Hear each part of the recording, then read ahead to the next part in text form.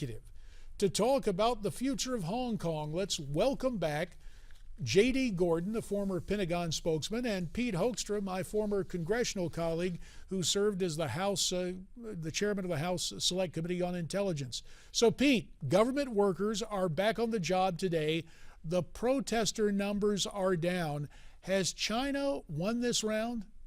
Oh, I think absolutely they've won this round. As disappointed as what we may by that outcome, that is what happened. But the bottom line, Beijing will not allow a pro-democracy movement to move forward in Hong Kong.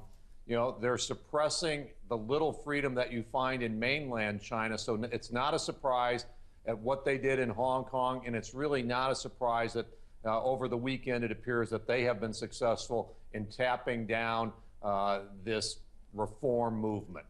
So, J.D., in retrospect, did the Chinese learn anything from Tiananmen Square on the mainland and the world's condemnation of the role that the Chinese government played in response to that? You know, I think they did. I think they learned that they have to be tough, and that even though they killed 1,000 people in Tiananmen Square, the world put up with it. I think they have a pretty significant lobbying effort in Washington, D.C. to confuse the issue, with a lot of people apologizing for them, even people that are well known in U.S. political circles, unfortunately.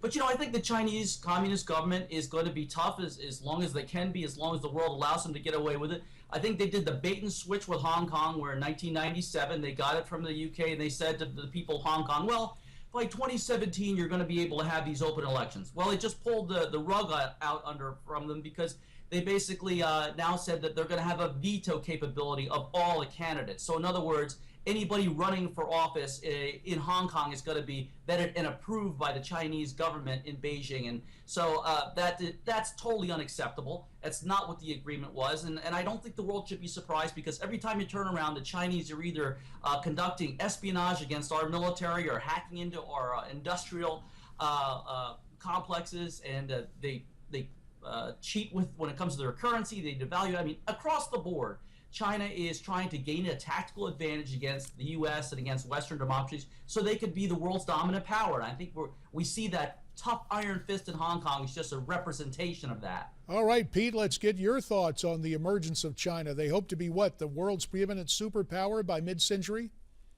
Oh, absolutely. They're going through. They're doing everything that they can in their system to surpass the United States militarily, to pass us from an economic standpoint.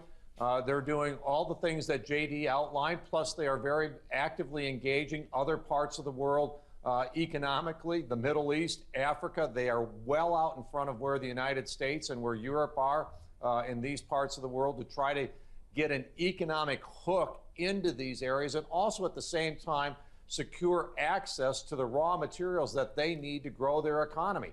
They are a rival and they are a threat.